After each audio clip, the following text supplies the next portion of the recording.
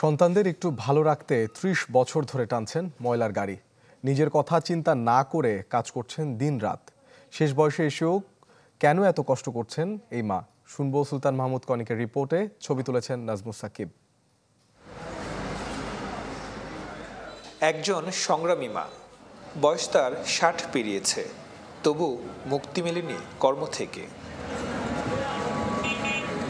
৩ যুগ আগে হারিয়েছেন স্বামীকে, এরপর ৪ সন্তান নিয়ে শুরু বেঁচে থাকার লড়াই। ময়মনসিংহ শহরের চরপাড়ায় বিভিন্ন ক্লিনিক আর বাসাবাড়ির ময়লা পরিষ্কারের কাজ করেন। বিনিময়ে যা পান তা দিয়ে চলে আমেনার সংসার। মানুষের বাসা কাম করলাম, মাটি টানলাম, ইট টানলাম, টাইনে টুনে আমার এই ছেলে মেয়ে করে লেখাপড়া শিখাইলাম, শিখাইয়া এই কাজে ঢুকছি। আমার মেয়ে করে খাওয়াইবার পাই দিয়াল নুন উঠকি খাওয়াইবার পাই। যদি বেতন যখন পাই তখন আমার অন্য করি না, আমার এই বেতন দিয়া আমার মেয়ে করে একটু মাছ এনে দিই, একটু মাংস এনে দিই। সন্তানদের বিয়ে দিয়েছেন, হয়েছে নাতি নাতনি। এক মেয়ে স্বামী পরিত্যক্তা, তাদেরও দায়িত্ব পড়েছে বৃদ্ধ মানুষটির কাঁধে।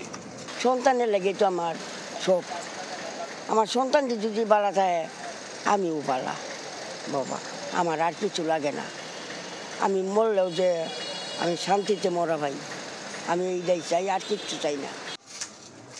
চরপাড়া এলাকায় পরিবারের ৪ সদস্য নিয়ে ভাড়া থাকেন আমেনা।